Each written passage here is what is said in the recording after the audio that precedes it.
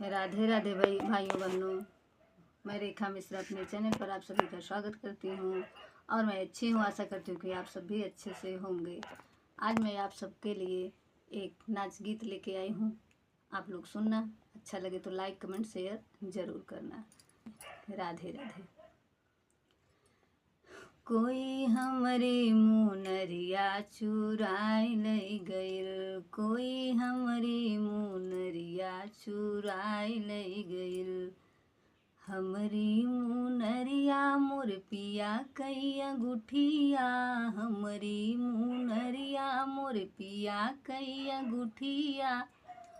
कोई जोड़ी में जोड़ा लगाई लई गइल, कोई जोड़ी में जोड़ा लगाई लई गइल। कोई हमरी मुनरिया चुराई लई गइल, कोई हमरी मुनरिया चुराई लई गइल। अरे हमरी चुनरिया मोरे राजा कई रुमलिया, हमरी चुनरिया मोरे राजा कई रुमलिया। कोई रंगों में रंग लगाई लई गइल, कोई रंगों में रंग लगाई लई गइल।